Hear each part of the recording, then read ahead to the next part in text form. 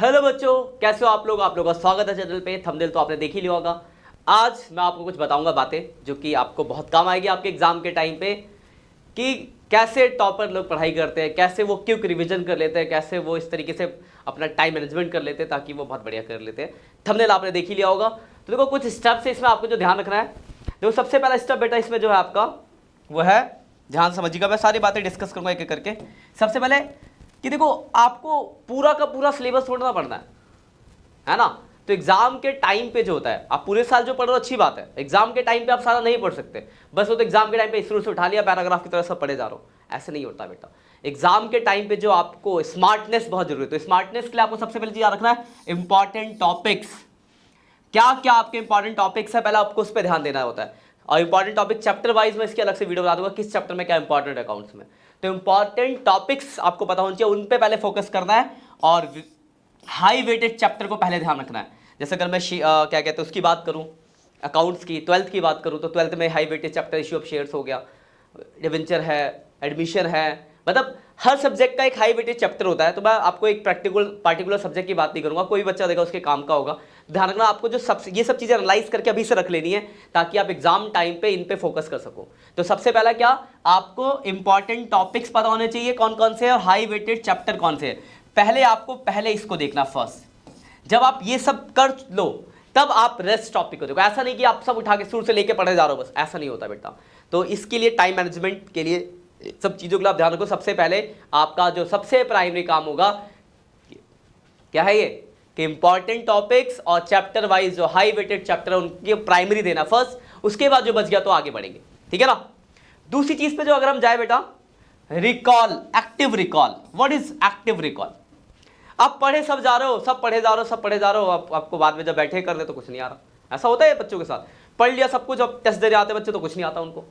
तो भाई आप अपने आप को ट्रैक नहीं कर रहे हो। एक्टिव रिकॉल क्या होता है, तो समझे कि एक्टिव रिकॉल एक मेथड होता है जिससे हम अपने आप को ट्रैक करते हैं कि हम किस पोजीशन में। मतलब आपको अगर आपने अपनी आंखें बंद करी और जो भी आपने पढ़ा उसको पहले एनालाइज करा, फिर आपने उसे कॉपी पे लिखा, फिर आपने अपने नोट से मैच करा कि यार हाँ यार ये वाला क्लियर। ऐसे नहीं कि जैसे आपने एक टॉपिक, एक क्वेश्चन, एक कंटेंट पढ़ लिया, एक टॉपिक जो भी है, थ्योरी का सब्जेक्ट तो लिखने वाला टॉपिक या प्रैक्टिकल सॉल्व करने वाला टॉपिक, आपने वो कर लिया। अब ये नहीं कि हाँ हो गया मेरे से, तब हो गया और बाद में करा फिर नहीं हो रहा।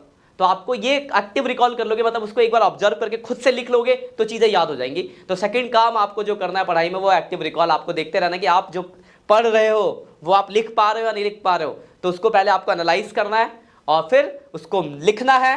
क्या क्या आपने आंखें बंद करके सब कुछ अपने माइंड में सेट किया, हाँ ये मैंने पढ़ा, ऐसा ऐसा ऐसा ऐसा ऐसा है। उसके बाद आपने उसको लिखा और आपके जो नोट्स है या जहां से आपने पढ़ा उससे मैच करके हाँ मैंने कितना सही लिखा है।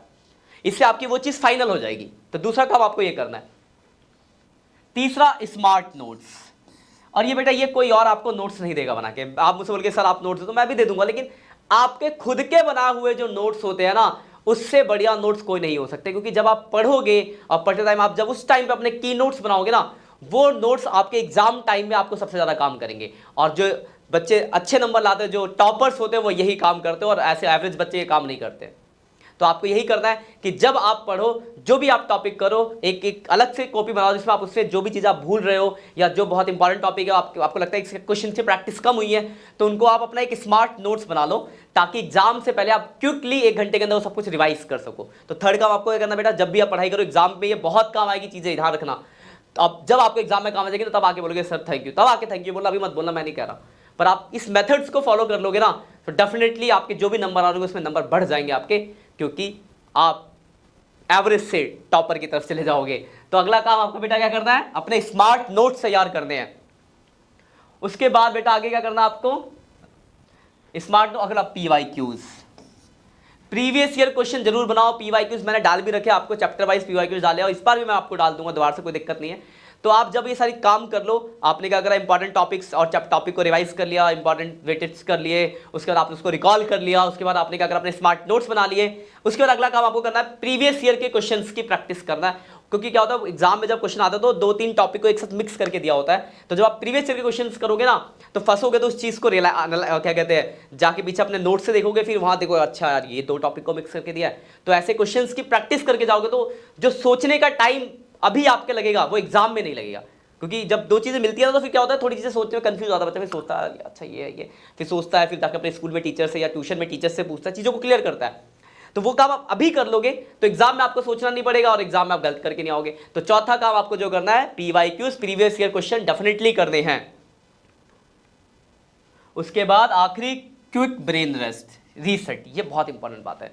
कुछ बच्चे क्या करते हैं, पूरे साल नहीं पढ़े, एग्जाम के टाइम पे 12-12 घंटे पढ़ रहे हैं, जो घुसना तो भी नहीं घुसेगा। भाई ये गाड़ी को चलाओगे तो रेस्ट भी तो देना पड़ता है, दिमाग को हैंग करोगे क्या, सिस्टम हैंग हो जाएगा आपका। तो आपको एक टाइम लेना कि हाँ मैं भाई 50 मिनट पढ़ सकता हूँ, 1 घंटा पढ़ सकता हूँ, एक साथ बैठ के तो 1 घंटा पढ़ो, उसके बाद 10 मिनट का रेस्ट दो अपने आप को। ये नहीं कि हाँ पढ़ने का मन नहीं फिर भी करो, उससे क्या होगा, आपका फोकस नहीं हो पाएगा, और जब फोकस नहीं हो पाएगा तो आप सही से कर नहीं पाओगे चीज़ों को।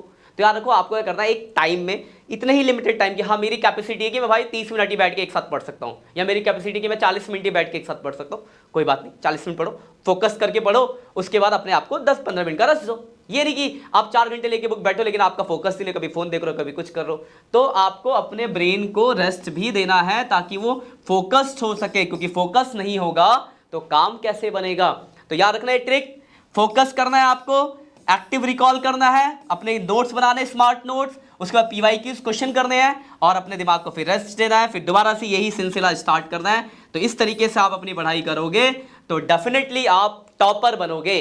ठीक है बच्चों, आज की वीडियो अगर अच्छी लगी है तो अपने उन दोस्तों के साथ शेयर कर दो जो पढ़ते तो बहुत है पर उनको रिजल्ट नहीं मिलता क्योंकि वो स्मार्ट तरीके से नहीं पढ़ते हैं। तो आपको ये स्मार्ट तरीका आज से अपनाओ, देखो आपको रिजल्ट डेफिनेटली अच्छा मिलेगा। बाय बाय बच्चों, सी यू इन नेक्स्ट वीडियो।